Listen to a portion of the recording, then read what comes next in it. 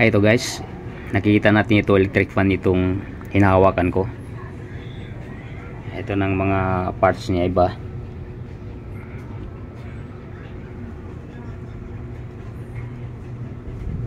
May mga electric fan kasi ako rin sa bahay na hindi na ginagamit. Sinusubukan ko lang kumpunihin. Padilim na. Diyan yung mga tornilyo.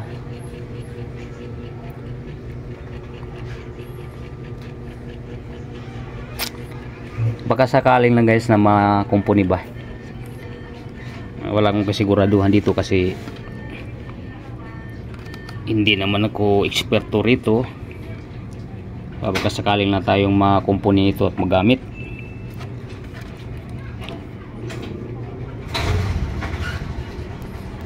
Yung kapatid ko rito ang marunong. Ngayon tinuturo-turuan din niya ako at nanood din ako dun kay Jeffrey Samson, repairman. Kaya lang naiba ito guys, ibang klase ito kasi parang yan o, may pisa-pisa. Ang nangyari kasi itong electric fan na to ay may AC DC, kaya mayroon siyang battery. Ito guys, battery niya. Yan, battery niya. Tinanggal ko muna dahil baka mamaya mabunot yung nakakabit dito sa board, sa panel board, dahil mabigat itong battery na to eh. Pagka bigla kong mabitawan, matanggal yung wire, baka lalo magkaroon ng problema, kaya tinanggal ko muna pansamantala.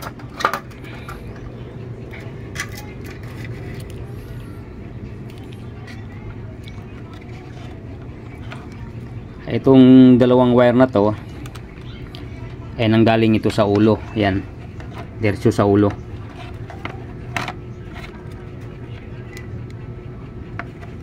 Ulo ng electric fan. Yan, tandaan lang natin. Ang brown ay kailangan dito sa positive, may plus na naka-assign, at yung blue naman ay dito sa